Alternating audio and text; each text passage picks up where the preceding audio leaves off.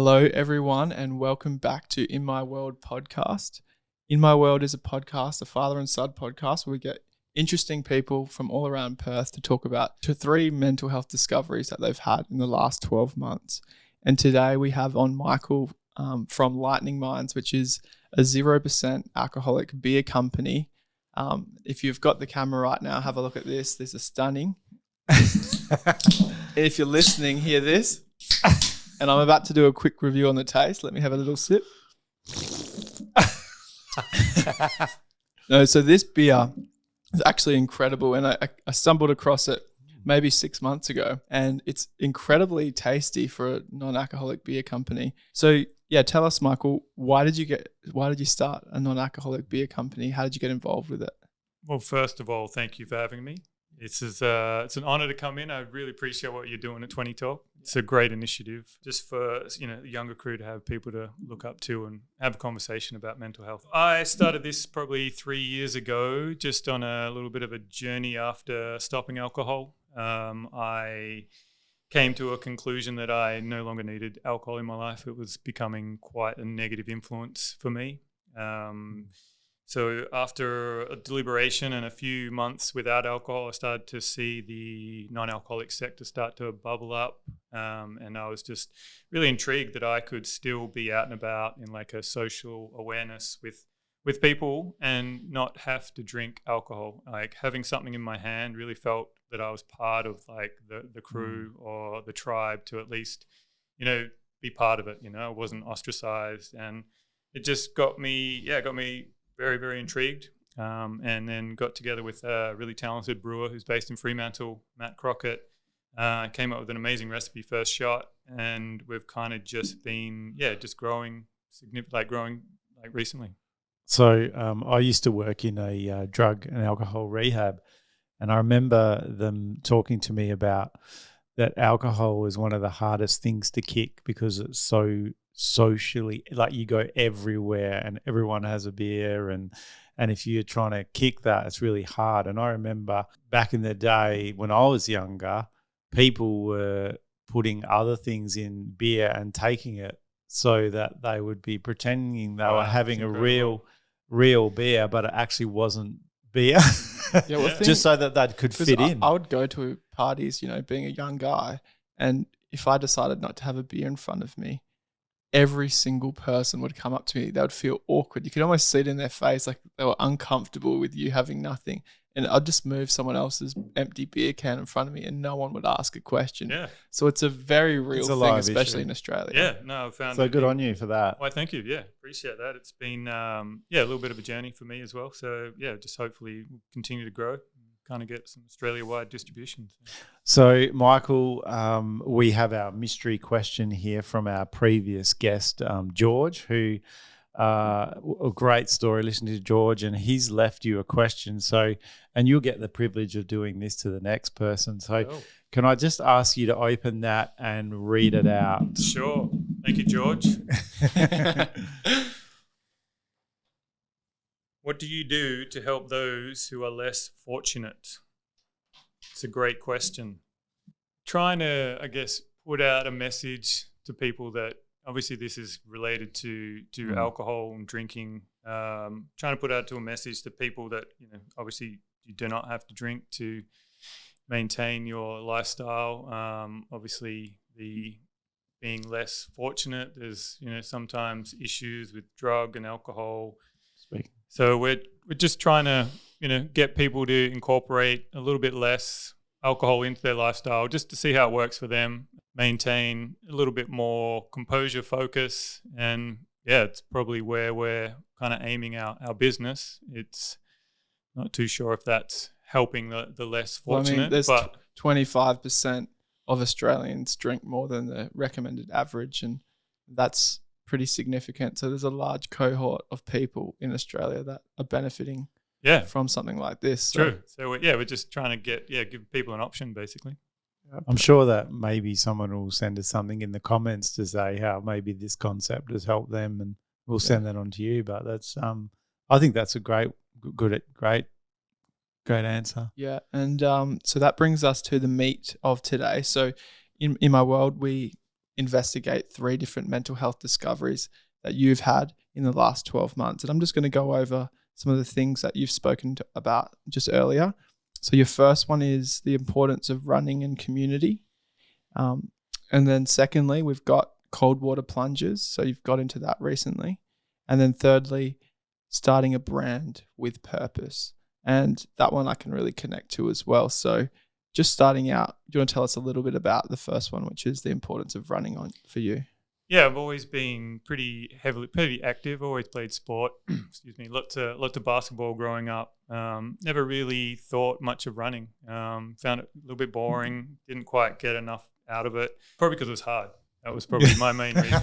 It was hard, and I couldn't commit to something that was hard. But recently, there's been a bunch of us that will get together early on a Sunday morning because a lot of the people do the running with, not really out and about on Saturday nights at the moment, or they've got kids and a family. So Sunday morning was a great way to just get up, kind of go out, get some kilometers in, and kind of meet up at the end, have a swim and a coffee at the beach, and it's just very grateful to be able to jump in the ocean after a swim. We live in a pretty amazing part of the world.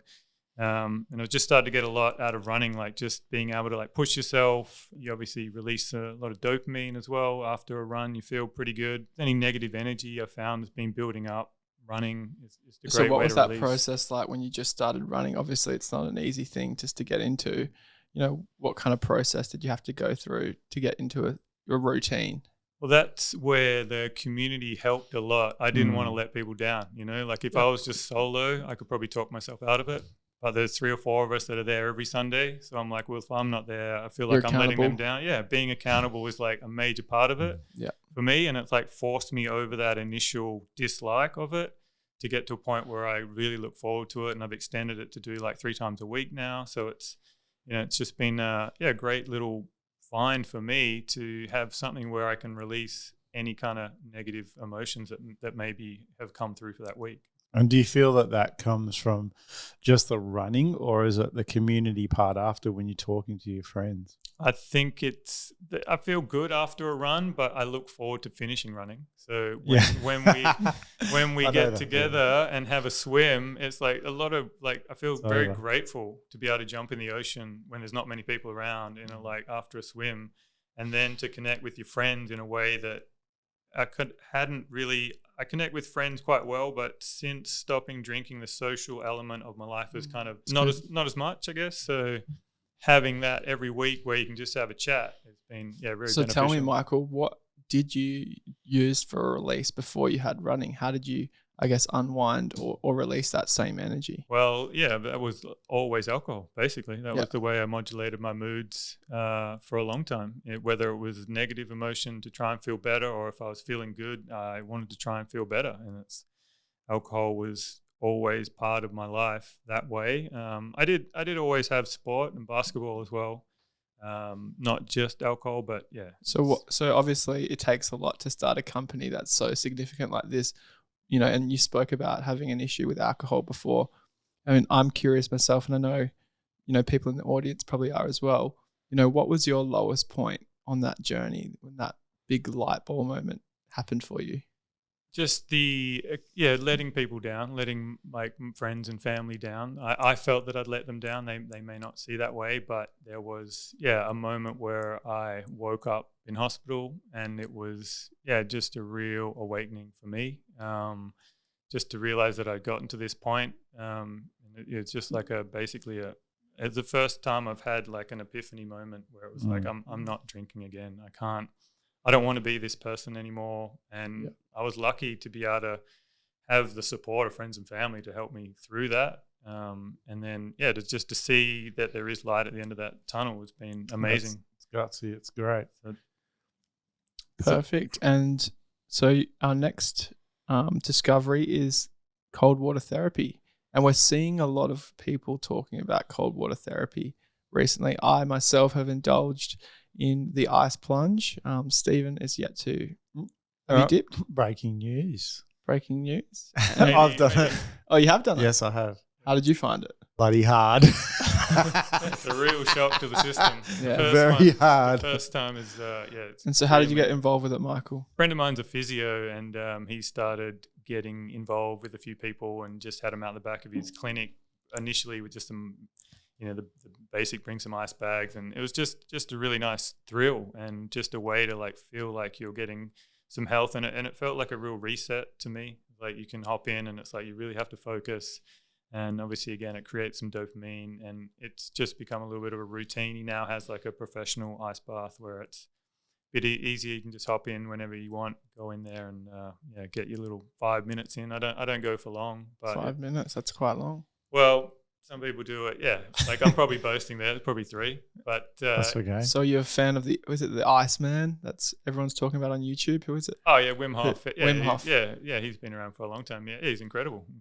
man. To like even his breathing techniques, pretty amazing as well. So. What would be your commentary on people that say doing an ice bath is like a band-aid? I've heard some people say that before.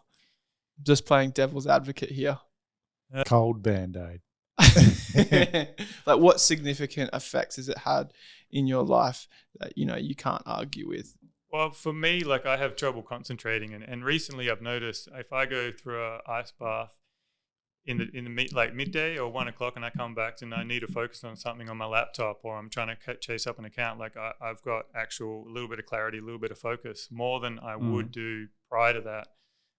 So I've found that's only recently, and I've been doing ice baths maybe a year, and this is like a new thing that I've kind of learned through having it. It used to be more about just recovery from running, giving you a little bit of dopamine, but now like certain times of the day, I've found that there is a bit of mental clarity. So. Have you indulged in the sauna? Yeah, I do. I enjoy the sauna. I just don't have a friend that has one.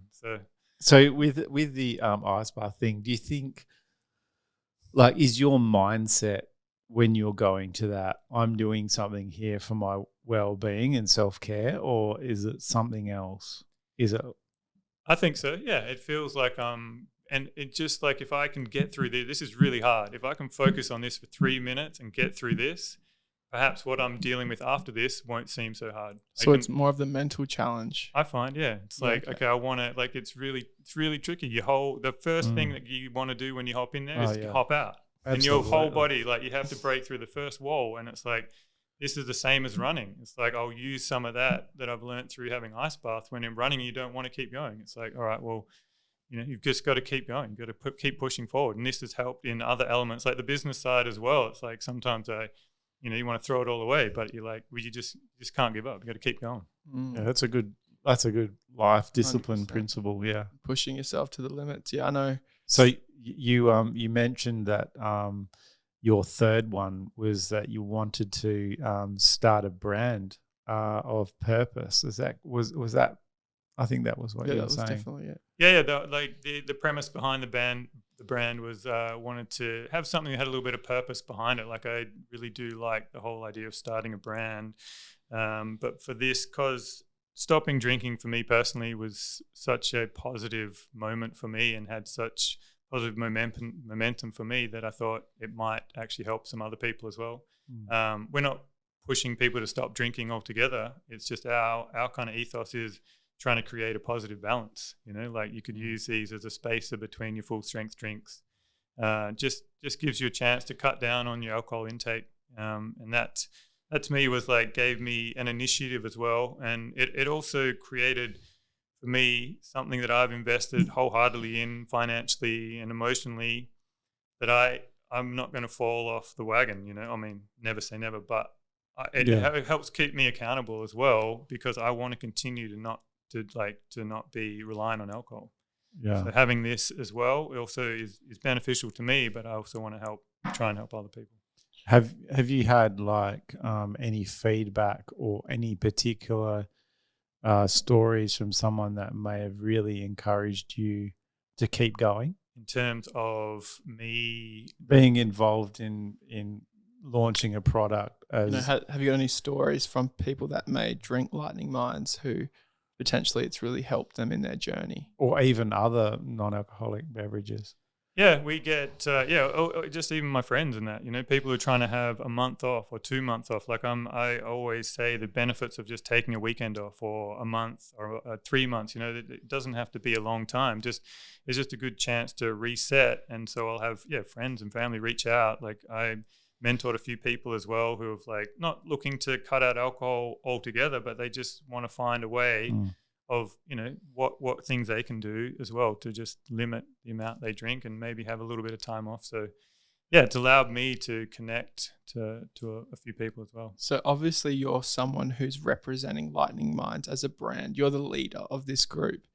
You know, how do you kind of deal with the pressure to always be seen as the person who's probably not drinking alcohol? Is that a pressure you've experienced? Because obviously, you know, I don't know if you drink alcohol at all, but you've got this, I guess, association with your identity that you're the 0% alcohol guy. How has that affected you over the last few years since starting Lightning Minds?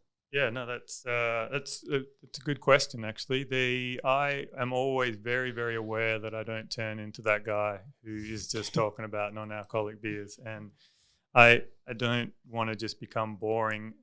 It kind of also goes to what we were talking about prior to the podcast starting, about the stigma of not drinking. It's actually now, if I'm holding a can of non-alcoholic beer, people are interested, as opposed to, you know, maybe 4 or 5 years ago, it was, you know, a bit of a stigma about not drinking. So it's actually a great conversation starter for me, and to talk about it, but I'm very aware that I know I don't want to just continue to talk about it too much. I want to, you know, transport that conversation that we've started into something more, you know, something more exciting sometimes. So I got a question for Steve, actually. Do you want to get that can in your hand? Take a sip.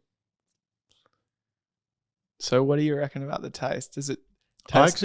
I feel like, is there honey in this? No, it's got, there's probably, just with the way that they're made, they can have that little caramelization. Yeah, it's very, it tastes like a full pale ale. Like it's, yeah, we based them on the American pale ale, so it's kind of malty. Wanted to keep it nice and bitter.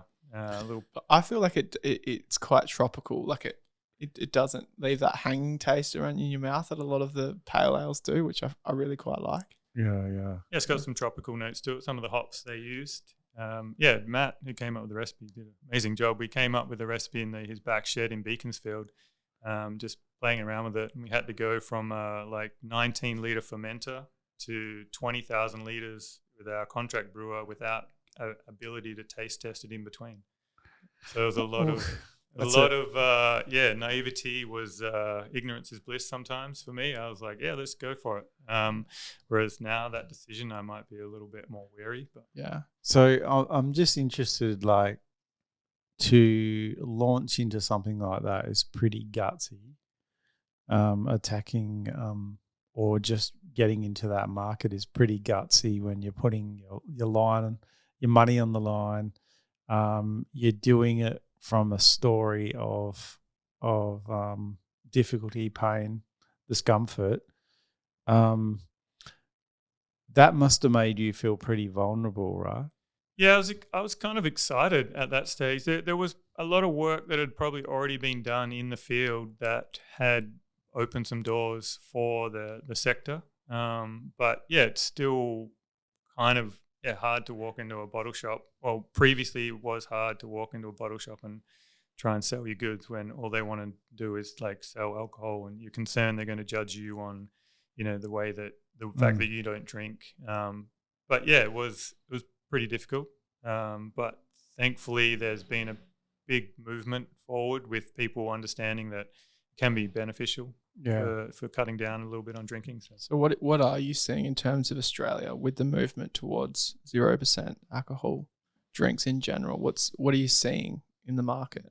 Well, it seems that like every venue is keen to get on board, and like there's still venues that I think that aren't promoting it enough. You know, they're leaving money on the table that people who are looking to drink a little bit less are happy to be in a venue and spend money. They just don't want to buy alcoholic drinks all the time. But generally, it's quite widely accepted now. Because I can imagine there would be a significant difference between, you know, a bottle shop that may want to sell your stuff and a venue, because in some ways a venue's incentivized to keep people drinking during the evening, and maybe if they're drinking 0% beers, they might not drink as much. Have you seen any resistance with the venues compared to Not really. I think they're understanding it a lot more because they want to keep their patrons at a certain level as well. Yeah. So they want to get to a point where they can promote a non-alcoholic beer to someone that they can see is starting to get to the point where, Right. you know, they don't want to deal with a customer where they have to boot them out.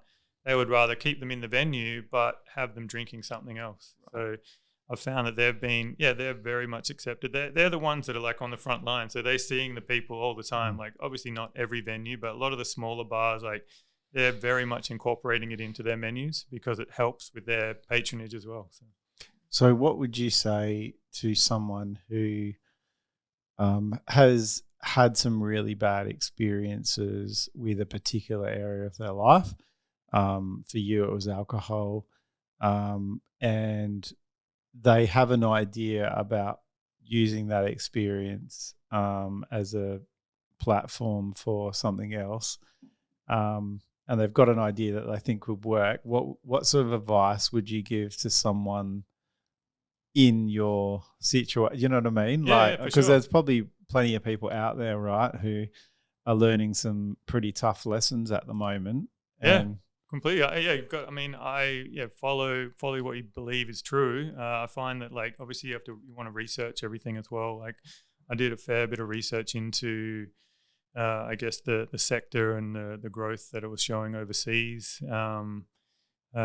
Just more if you believe in it. I guess and you want to follow it, you've got to jump in the deep end. So give it a try. Yeah, I felt that was quite similar when we started 20 Talk.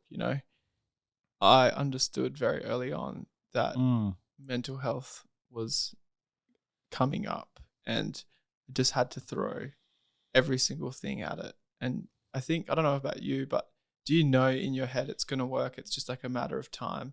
For me, I know it's going to happen. It's just a matter of keep on pushing and getting it to that point where, you break through and it's a little bit more comfortable.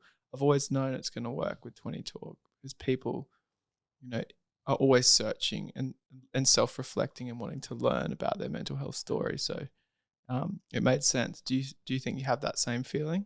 Yeah, that's an amazing positive attitude to have. Some depending, like there are some moments, you start to doubt, but essentially I believe in myself a lot now, a lot more. So I'm certain that this is going to work out, whether it's in this realm or like a different area. We might branch out into something else, but as far as the message I'm trying to create, I'm going. I'm all in. So do you have any funny drinking stories? This is only a 30-minute podcast. Well, we've got 4 or 5 minutes. I've got plenty. I grew up from, we grew up. I'm not going to go into the specifics, but might just talk about more like, how we grew up drinking, and even this is a conversation for me who's getting a little bit older now and seeing younger generations drinking a lot less. Like we drank a lot more. Maybe just the people I grew up around was like we were drinking from an early age, and it kind of continued. And then some people don't know when to turn off, and it just kind of continues, and it just became such a big part of your life. And I was like, it's almost controlling you. So it's super interesting nowadays to see like even your generation, they must be drinking less than previous generations. So yeah. So Stevie B, do you have any drinking stories of me when I was 13? I don't think this is appropriate at the moment. Lots of dodgy stories.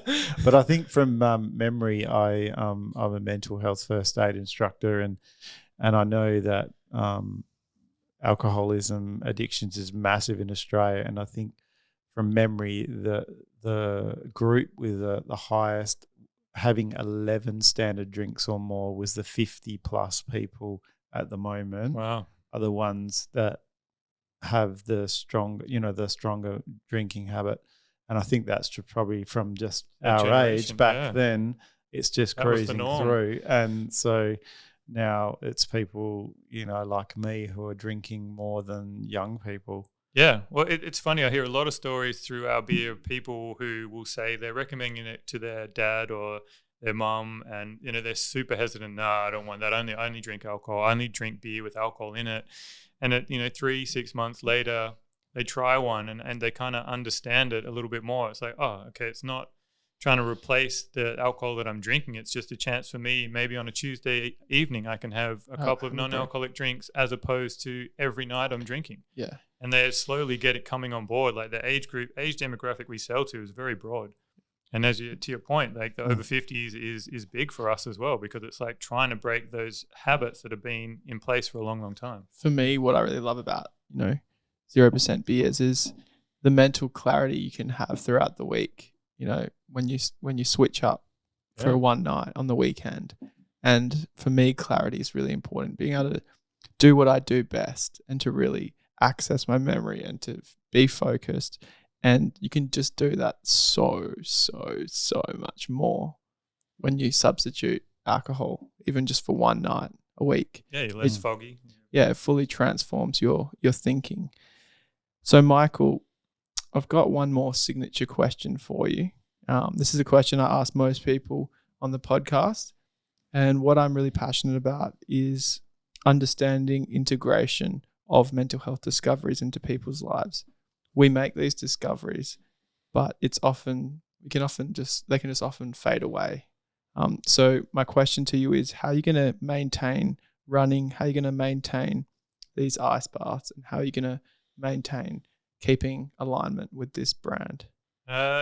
Discipline comes into it a little bit with running. It's seasonal, I guess, as well. Like summer, it's a lot easier. But I'm also want to show up because it seems to be making me a better person. I feel like I'm easy to get along with. Friends and family. My wife can see the changes after I go for a run, and I've been able to get rid of some of that negative energy. So it's more just seeing what it helps me with and helps me who I become will hopefully keep me, following that path. And what's going to keep you going with this brand? Obviously, you're going to face challenges coming up in the next year or so. What is going to be making you connected to this brand to keep pushing through those hard moments that are going to come up? Just belief in myself. Belief that I have created something, that's helping people. It's a good product, and I'm all in on it. So I've just got to keep believing in myself. Positive attitude. Yeah. PMA. Very good. Very good. Well, thank you for coming in, Michael, and sharing your story and some of your gold nuggets with us. It's been really interesting, and I think what you're doing, you can't underestimate what you're doing. In people's lives, and I hope that you get those stories that sort of keeps poking you to keep going. Yeah. So and I think sometimes, Thank you. You may see yourself as a business person, but you are actually significantly transforming people's lives, and it's making a big difference. I just want you to know that that's what you're having on people, because there's so many stories of people out there you don't even know about that will directly benefit from your work. So yeah, just thank you from everyone out there who may have got a benefit from Lightning Minds or the drink. Thank you. I really appreciate it. And I love what you guys are doing here as well. So keep going, mate. Thank you. Keep going. We'll try. Thank you. Alrighty.